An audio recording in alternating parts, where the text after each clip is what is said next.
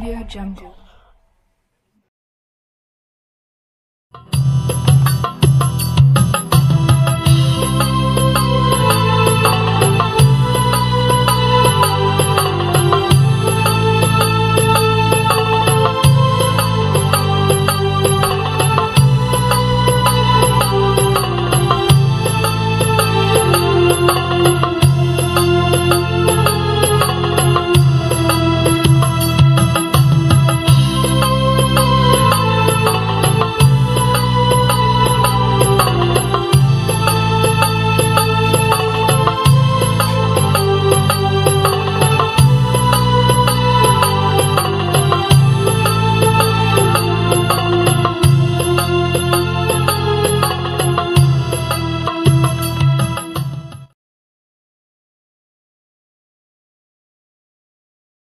Assalamualaikum warahmatullahi wabarakatuh. Waalaikumsalam warahmatullahi wabarakatuh. Sahabat ISBS yang ada di rumah, bagaimana kabarnya hari ini? Mudah-mudahan dalam keadaan sehat ya. Seperti biasa, berjumpa dengan kami di acara PCR, Podcast Spesial Ramadan, yang akan senantiasa menemani sahabat ISBS di rumah di sore hari menjelang berbuka puasa. Hari ini kita ada topik yang sangat menarik. Topiknya apa? Ngaku gaul kok nggak hafal Quran. Nah, ini topiknya sangat memotivasi kita. Mudah-mudahan yang ngaku gaul, ayo bareng-bareng hafal Quran. Untuk bintang tamu, hari ini kita kedatangan bintang tamu yang sangat istimewa. Ada Ustazah Maimunah SSY selaku Kepala Bidang Boarding Putri MA Tahfidzul Quran Istiqomah Sambas Purbalingga. Gimana kabarnya Ustazah? Alhamdulillah sehat. Alhamdulillah. Sehat-sehat. Alhamdulillah sehat. Kita juga kedatangan bintang tamu tidak kalah istimewanya, ini para santri MA Tahfidzul Quran Istiqomah Sambas Purbalingga Putri. Ada Mbak Khairun Nisa dan juga Mbak Nailatuz Zahra. Gimana kabarnya Mbak Naila, Mbak Zahra? Alhamdulillah baik Ustaz. Alhamdulillah. Mbak Khairun Nisa kabarnya gimana? Alhamdulillah baik juga Ustaz. Nah, hari ini kita akan berbincang-bincang terkait dengan tema kita, ngaku gaul kok nggak hafal Quran. Oleh karena itu pasti pertanyaannya terkait dengan bagaimana cara kita menghafal Al-Quran. Ini mau tanya ke Mbak Khairunisa. Khairunisa, sudah hafal berapa juz, Mbak? Alhamdulillah sudah hafal 25 juz. Oh, Masya Allah, 25 juz ini nggak cuman 5 juz, 1 juz, tapi 25 juz. Usianya berapa sekarang, Mbak Naila? Usianya 16 tahun. Masya Allah, 16 tahun. Sudah dapat 25 juz. Mudah-mudahan kita yang ada di sini termotivasi ya untuk menghafal. Kemudian untuk Mbak Naila, sudah hafal berapa juz Mbak Naila? Alhamdulillah sudah 15 juz. 15 juz, Masya Allah, tidak kalah hebatnya ya. 15 dan 25. Kita yang di rumah, yang lagi menyaksikan, mudah-mudahan ikut termotivasi menghafal Al-Quran. Kemudian nih selanjutnya, sejak kapan Mbak Naila, Mbak Khairunisa mulai menghafal Al-Quran? Sejak kapan Mbak? Untuk Mbak Khairunisa dulu nggak apa-apa. Sejak kapan? Mulai pertama menghafal dari kelas 1 SD. Kelas 1 SD.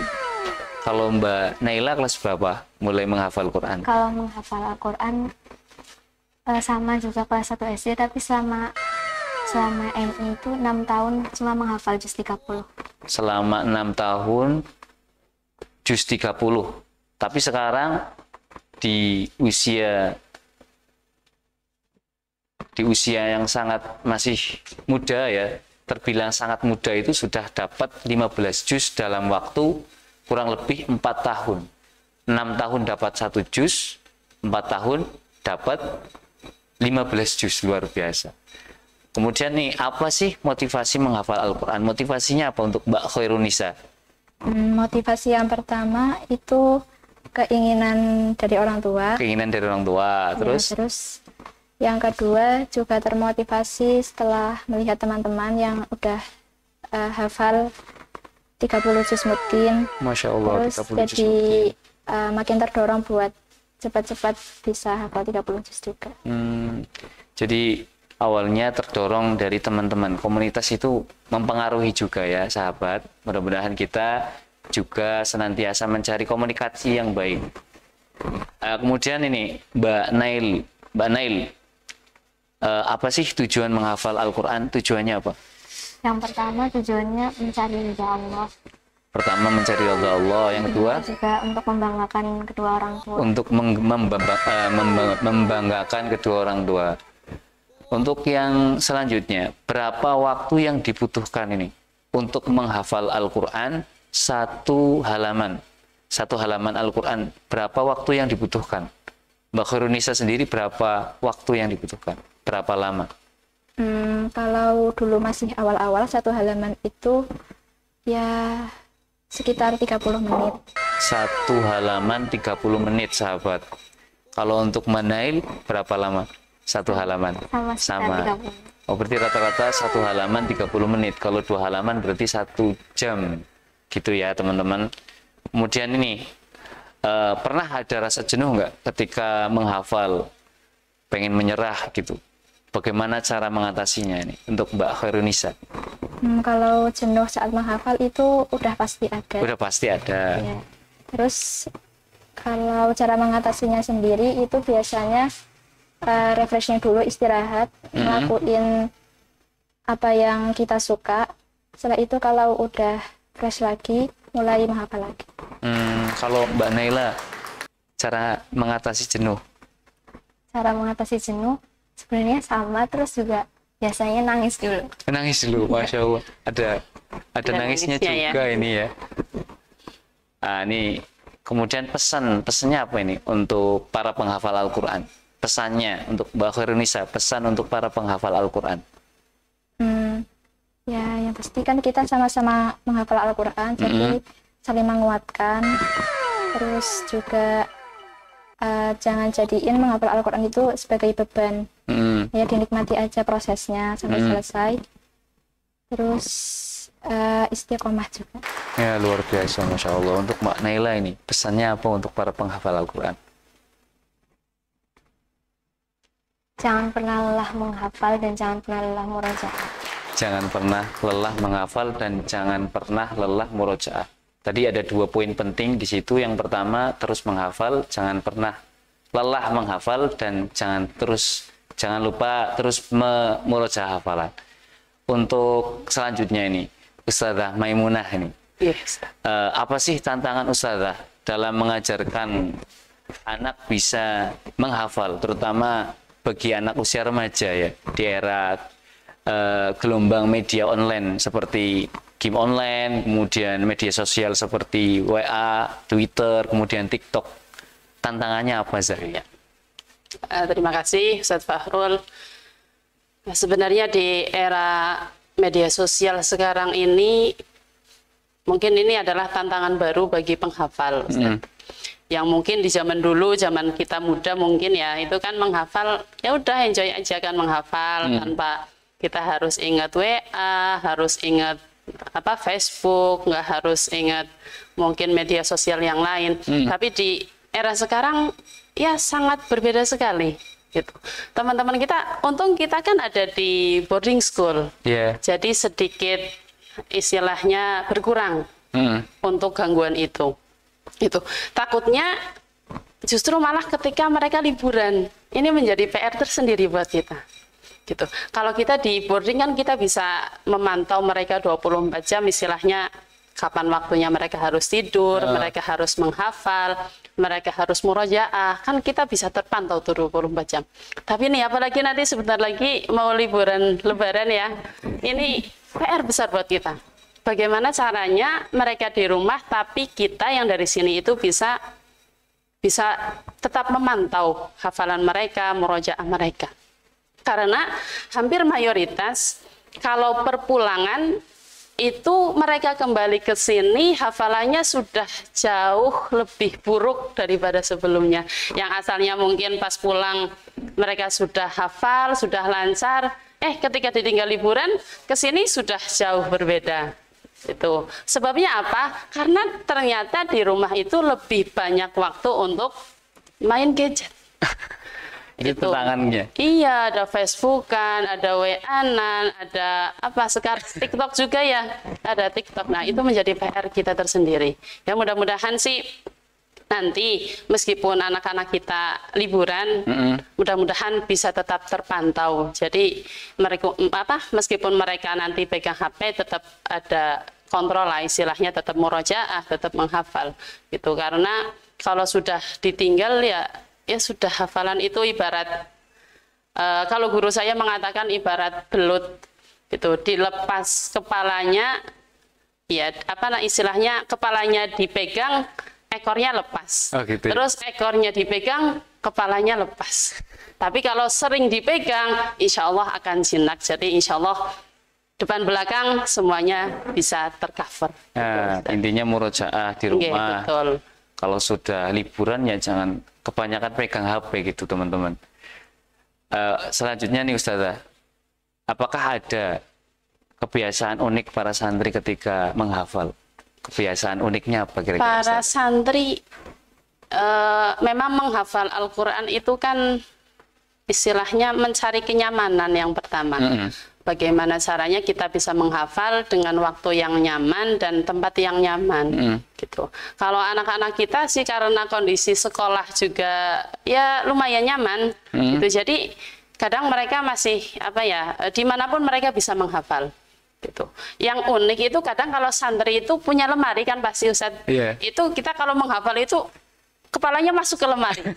Iya, jadi Unik biar juga ya. biar konsentrasi kita nggak terbagi dengan mungkin apa yang lewat, terus apa yang teman-teman kita lakukan. Jadi kalau masuk ke lemari itu menurut saya unik sih. Jadi mereka mengambil tempatnya itu yang memang menurut mereka bisa fokus. Salah satunya itu yang unik di lemari. Jadi kepalanya masuk ke lemari. Oh gitu ya. Itu deh anak-anak Ini gitu. sahabat di rumah biar tahu ya, ternyata keunikannya para penghafal Quran itu sangat luar biasa. Ini saya baru pernah dengar ini ya, belajar kepalanya masuk ke lemari. Tujuannya apa? Supaya mereka fokus dalam menghafal. Kemudian ini, bagaimana memotivasi santri Ustazah agar terus dan menghafal Al-Quran, terus semangat menghafal Al-Quran Ustazah? Iya, betul. Menghafal Al-Quran itu kan adalah keniscayaan ya Ustaz. Keniscayaan. Betul. Jadi nggak semua manusia itu istilahnya dititipkan niat untuk menghafal Al-Quran. Gitu. Sering kami sampaikan ke santriwati khususnya, ayo kita rawat bareng-bareng. Karena di sini di boarding kan kita bareng-bareng. Kita rawat bareng-bareng. Istilahnya benih yang sudah Allah titipkan kepada hati kita untuk menjadi seorang penghafal, jangan sampai benih itu kita sia-siakan. Karena tidak semua orang dititipi benih itu. Iya, luar biasa. Gitu. Sering saya sampaikan juga, jangan pernah istilahnya kita menghafal Al-Quran hanya ketika kita ada di boarding. Gitu. Jadi menghafal Al-Quran mungkin sekarang nggak selesai. Bisa dilanjutkan tahun berikutnya. Tahun berikutnya nggak selesai juga.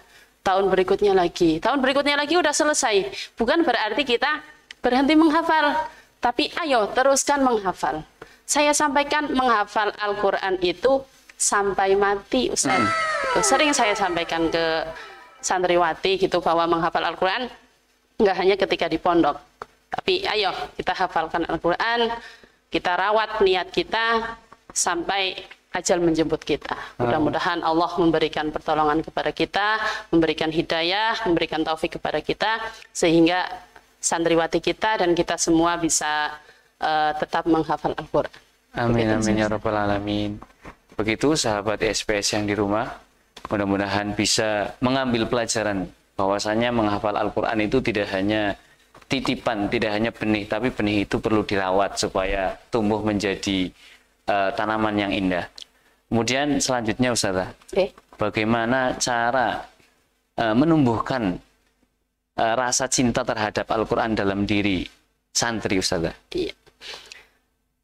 Sebenarnya santri itu kalau sudah punya niat Ustaz, apalagi di usia aliyah itu kan nalar sudah istilahnya sudah mulai berjalan ya. Nggak seperti anak SMP kan masih harus kita betul-betul kita tatih gitu. Tapi kalau anak SMA, anak MA itu istilahnya sedikit kita komandoi aja mereka sudah bisa jalan itu. Dan yang pasti ketika kita mau menumbuhkan rasa cinta kita kepada Al-Qur'an, yang pertama pasti harus banyak membaca Al-Qur'an. Itu kalau istilah Jawa itu kan tresno jalaran saka kulino. Oh gitu. Iya. Jadi kalau kita mau mencintai Al-Qur'an, ya pastikan setiap saat, setiap hari kita harus berinteraksi dengan Al-Qur'an. Itu caranya bagaimana biar santriwati itu mencintai Al-Qur'an? Ya kita bikin program-program yang memang mereka sering berinteraksi dengan Al-Qur'an. Salah satunya ada One Day One Juz kalau di Putri. Itu niatnya kita diadakan One Day One Juz ya biar mereka terbiasa murojaah sehingga harapannya Al-Qur'an itu menjadi bagian dari hidup mereka gitu kan. Kalau sudah terbiasa nih katakanlah sehari pagi baca Al-Qur'an 1/4 juz atau mungkin setengah juz, katakanlah lagi halangan aja, lagi halangan kok sehari nggak murojaah sama sekali, itu harapannya rasa mereka ada yang hilang gitu. Oh hari itu apa ya yang hilang ya, oh ternyata belum membaca Al-Qur'an. Hari itu kok kayaknya kok saya marah-marah terus, ini apa ya, oh ternyata belum membaca Al-Qur'an. Harapannya bisa jadi seperti itu. Jadi setiap hari memang harus membaca Al-Qur'an biar hari-hari kita terasa indah. Itu sih ya, dari hal seperti itu sih mudah-mudahan itu sedikit menumbuhkan rasa cinta mereka kepada Al-Qur'an. Sering juga kami sampaikan, kita sebagai penghafal Al-Qur'an, ayolah kemana-mana bawa Al-Qur'an. Itu entah nanti kok di perjalanan kita sempat murojaah ataupun tidak, itu urusan nanti. Yang penting kita bawa aja dulu. Tuh, kalau kita bawa, insya Allah kita lihat Al-Qur'an, apalagi kita sebagai penghafal Al-Qur'an, rasa motivasi untuk murojaah pasti akan timbul. Tapi kalau kita nggak bawa, katakanlah kita perjalanan safar 2 hari, 3 hari kita nggak bawa Al-Qur'an, mungkin kemungkinan untuk murojaah itu sangat sedikit sekali gitu. Oh gitu ya. Jadi sahabat SPS di rumah, penting sekali kita menumbuhkan rasa cinta supaya kita cinta. Katanya tadi ada istilah apa Ustazah? Tresno jalaran soko kulino. Tresno jalaran soko kulino. Jadi membiasakan diri untuk berinteraksi dengan Al-Qur'an adalah salah satu cara kita menumbuhkan cinta terhadap Al-Qur'an. Iya betul. Kan sahabat Ali juga pernah menyampaikan Ustaz. Iya. Man ahabba syai'an fahuwa asiro lahu, kan gitu. Gitu ya. Barang siapa yang mencintai sesuatu, maka ibaratnya dia adalah tawanan baginya. Gitu. Jadi kalau kita mencintai Al-Qur'an ya kita ibarat jadi tawanannya Al-Qur'an kemana-mana ya pasti haruslah dengan Al-Qur'an. Harapannya seperti itu. Bagi para sahabat di rumah, kalau pengen cinta Al-Qur'an maka jauhi gadget, berarti jauhi handphonenya, karena handphone ini paling sering dipegang, maka handphone menjadi hal yang dicintai. Oleh karena itu jauhi handphone Anda, sekarang beralih ke dimanapun kalian berada, pegang Al-Qur'an. Kemudian setelah ini tips untuk pemirsa agar betah dan menikmati membaca Al-Qur'an ini. Betah dan menikmati, Ustazah. Betah dan menikmati, iya. Apalagi pas ini momennya bulan Ramadan kan. Iya, benar, Ustazah. Biasanya di bulan Ramadan itu memang waktu yang sangat diidam-idamkan oleh umat muslim sih, khususnya untuk bisa istilahnya membaca Al-Qur'an sebanyak-banyaknya kan. Ini adalah momen yang sangat pas sekali. Tapi perlu kita ingat, yang pertama biar kita nggak jenuh, pastikan kita membacanya pelan-pelan Ustaz. Itu jadi jangan terlalu cepat, ya pelan-pelan lah. Setidaknya makrojnya huruf itu tidak lepas, betul. Tajwidnya juga tidak terlewatkan begitu saja. Jadi antara tajwid dan makhrijul huruf, meskipun kita punya target, tetap harus dinomorsatukan. Itu yang pertama.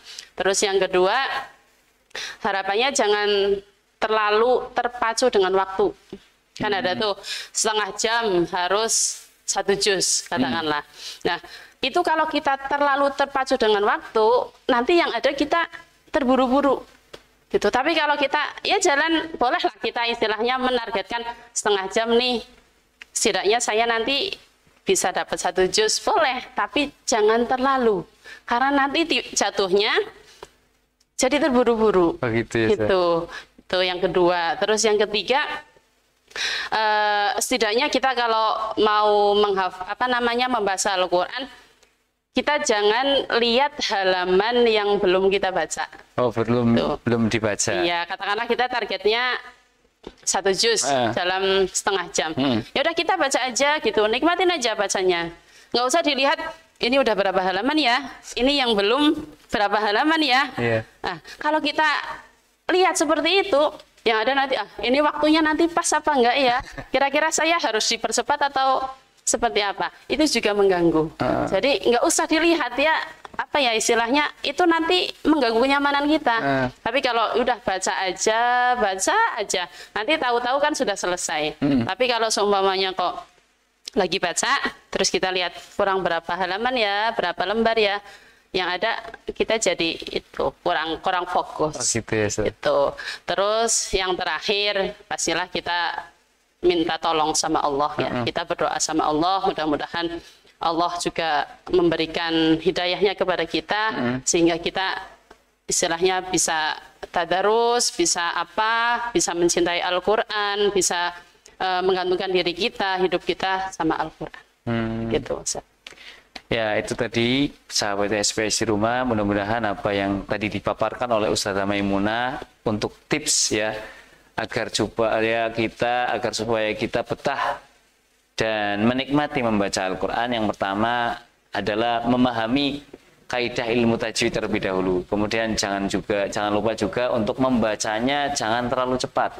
Kemudian fokus terhadap apa yang dibaca, jangan fokus apa yang belum dibaca, nanti menghalangi niat kita gitu ya.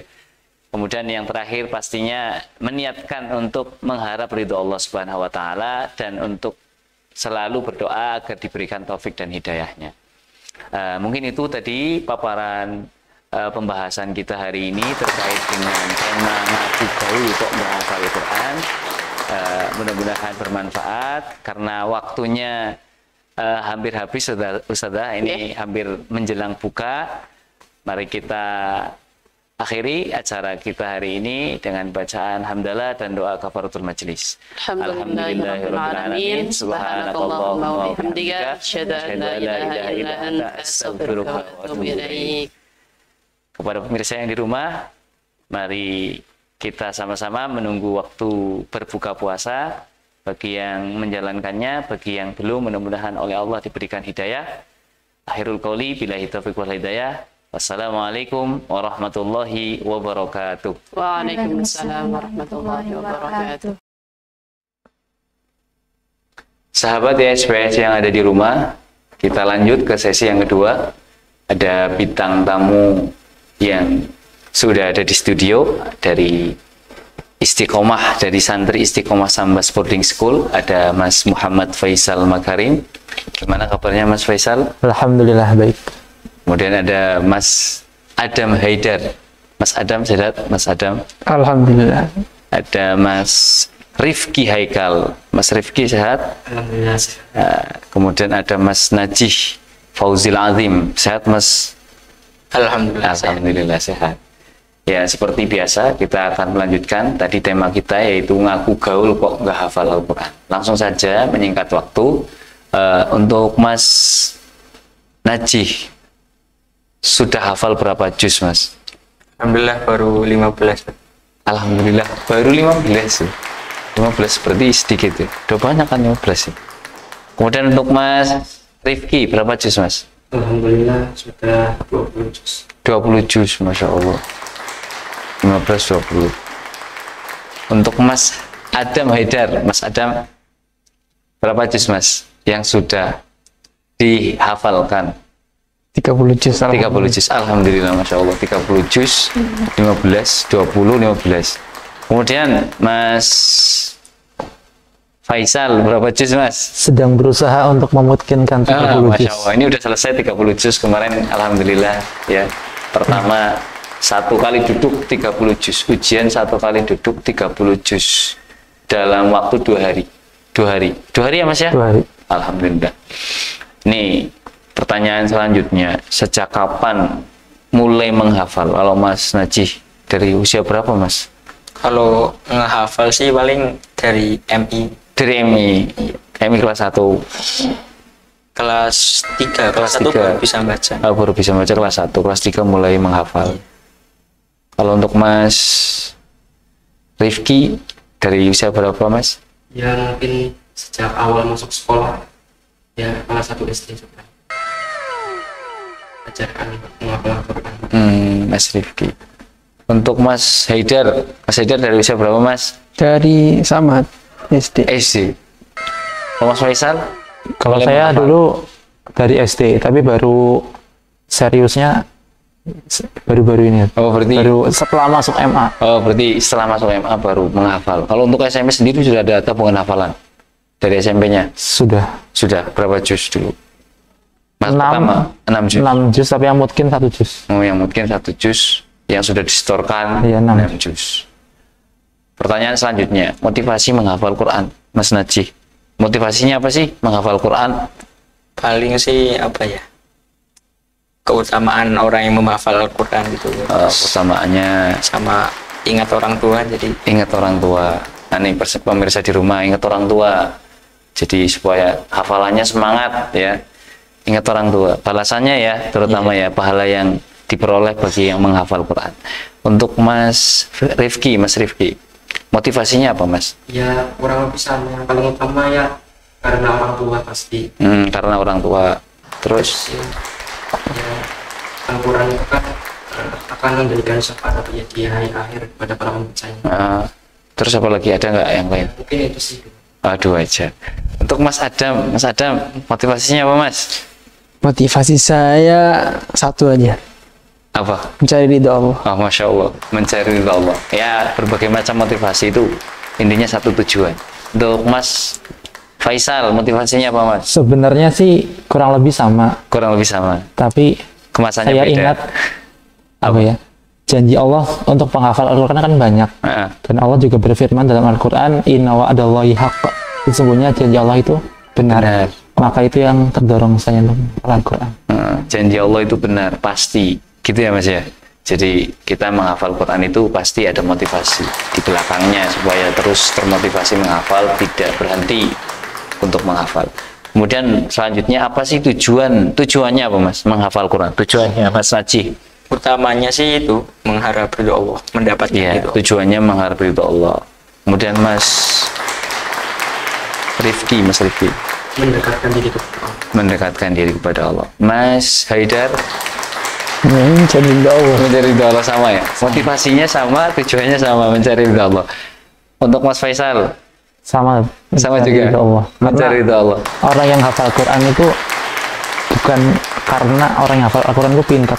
Iya ya. Betapa banyak orang pinter yang pinternya itu keblinger. Oh gitu ya. Pinter keblinger. Makanya nggak semua orang pinter itu dikasih anugerah sama Allah untuk menghafal Al-Quran.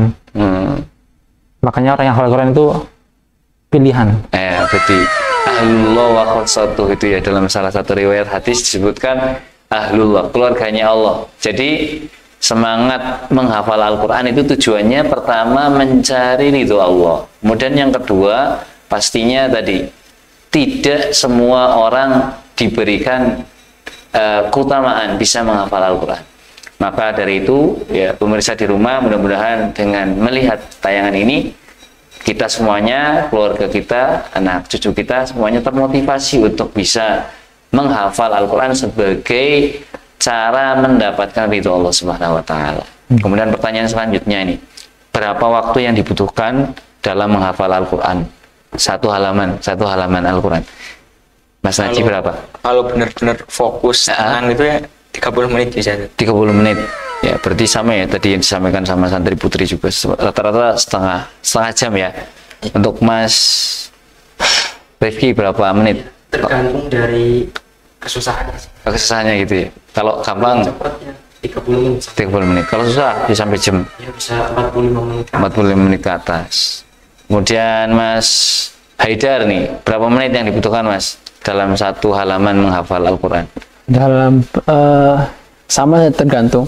Tergantung ya kesulitannya. Paling cepat tuh 15 menit. Paling cepat 15 menit. Paling cepat. Paling lama 1 hari 2 hari bisa sampai. 2 hari. 2 hari satu halaman? 2 hari bisa. Bisa? Oh gitu ya. Tergantung kesulitan ya. Tergantung kesulitan, keadaan sama keadaan lah. Keadaan. Kalau moodnya baik berarti cepat, kalau moodnya kurang baik lambat gitu ya. Kalau Mas Faisal berapa menit Mas? Relatif sih. Relatif. Paling cepet tuh mungkin 10 menit nyampe. Paling lama itu setengah jam. Setengah jam Iya. paling lama. Kemudian pernah ada rasa jenuh atau ingin menyerah saat menghafal? Bagaimana cara mengatasinya untuk Mas Najih? Kalau rasa jenuh sih jelas Pasti. ada. Oh, iya. Pasti ada. Kemudian cara mengatasinya? Cara mengatasi ya paling itu udah dipaksakan gitu. Dipaksakan. Ya, ngingat-ngingat apa ya pesan orang tua gitu. Nah, motivasi tadi ya, kembali ke motivasi. Gitu ya. Untuk Mas Rifki apa Mas? Tadi kalau lagi jenuh ngapain tuh biar motivasi menghafalnya tumbuh? Selalu minta kepada Allah supaya dijauhkan dari rasa malas. Terus ya selalu ingat tujuan awal menghafal Quran kok. Jadi kita selalu memperbarui niat untuk depan. Intinya kita selalu memperbaharui niat. Ketika malas melanda itu niat kita apa sih? Pengen hafal Quran, masa nggak mau ngafalin gitu ya. Kemudian Mas Haidar ini, Mas Haidar. Saya kalau lagi jenuh biasanya cari kesibukan lain mungkin. Cari kesibukan lain. Mungkin pindah tempat, baca buku atau dengar murotal dan sebagainya, dengar ceramah. Gitu ya. Mungkin itu. Kalau Mas Faisal? Saya kalau jenuh ngapain ya? Biasanya ya main bola dan Main bola. Iya. Selain itu ada nggak hobi lain selain main bola? Selain main bola itu ya pokoknya sama itu mencari kesibukan lain. Pokoknya tutup Quran, entah ngapain mau terserah. Yang penting nggak baca Quran dulu gitu. Tapi jarang itu gitu. Jarang ya. Iya. Kalau untuk cara menghafal ini kan setiap orang kan punya cara atau metode menghafal ya. Coba kalau Mas Najih cara menghafalnya gimana Mas? Kalau satu halaman dibagi berapa kayak gitu enggak? Ya paling dibaca per wakof, dibaca balik-balik terus dilihat artinya itu biar paham. Caranya kayak gitu, diulang-ulang sampai hafal intinya ya. Kalau Mas Rifki metode menghafalnya gimana? Satu halaman ya, saya bagi jadi 5 kotak. 5 kotak. Oh. Saya hafalkan satu sama dibaca artinya juga biar paham maksud ayatnya itu. Jadi lebih gampang untuk hafalnya. Gitu ya. Berarti konsisten seperti itu. Konsisten. Mas Najih, Mas Rifki, caranya konsisten seperti itu, nggak berubah-berubah gitu cara ngafalinya. Ya Kadang-kadang gitu. Paling banyak kayak gitu ya. Kalau Mas Haidar, barangkali ini nanti pemirsa di rumah bisa tahu cara metode menghafalnya gimana kalau Mas Haidar? Metode menghafal saya kalau dalam satu halaman berarti dibagi 2. Ya satu halaman dibagi 2, hafalnya 8 baris kalau nggak 7 baris sesuai ayatnya. Nanti halaman atas saya hafalin dulu. Nanti selesai hafalan satu setengah yang atas saya hafalkan, saya ulang dari awal sampai setengah itu per ayat. Saya ulang-ulang, baru lanjut kedua. Saya hafalkan lagi. Terus saya ulang lagi dari setengah tadi yang kedua, ulang dari awal ayat yang setengah tadi ke yang terakhir sampai benar-benar lancar, baru ulang dari atas ke bawah lagi. Kalau Mas Faisal, metode menghafalnya gimana Mas? Kalau saya kan itu ada 15 baris. 15 baris. Itu saya bagi jadi satu ayat. Kalau ayatnya pendek. Satu ayat. Kalau ayatnya pendek, 1 sampai 2 baris. Kalau ayatnya panjang sampai 5 baris, 3 sampai 5 baris, saya baginya per baris. Bukan, ya per baris. Saya baca sampai lancar, baru masuk baris kedua. Ketika baris 2 udah lancar, jangan langsung baris ketiga. Kenapa? Karena 1, 2 pasti lupa. Ulangnya dari 1 sampai 3. Begitupun seterusnya, 4 juga. Ntar 1 sampai 4, 5 juga 1 sampai 5. Sampai 15 baris itu lancar. Jadi harus sabar. Gitu. Berarti ini nambahnya per baris. Yaitu pemirsa di rumah, mudah-mudahan kita bisa tahu cara mereka menghafal dan apa saja yang sudah tadi mereka sampaikan. Mudah-mudahan kita semuanya dikategorikan sebagai ahlul Quran. Amin ya rabbal alamin. Ya, karena waktu menjelang berbuka, otomatis tanda perjumpaan kita, mungkin kita akan jumpa lagi di tema-tema yang lain bersama santri kita, narasumber kita yang lain, karena waktu yang semakin dekat dengan waktu berbuka, maka mewakili segenap kru yang bertugas, barangkali ada kesalahan yang menyakiti hati, melukai perasaan, mohon dimaafkan. Kami mengucapkan selamat berbuka puasa. Assalamualaikum warahmatullahi wabarakatuh. Waalaikumsalam warahmatullahi wabarakatuh.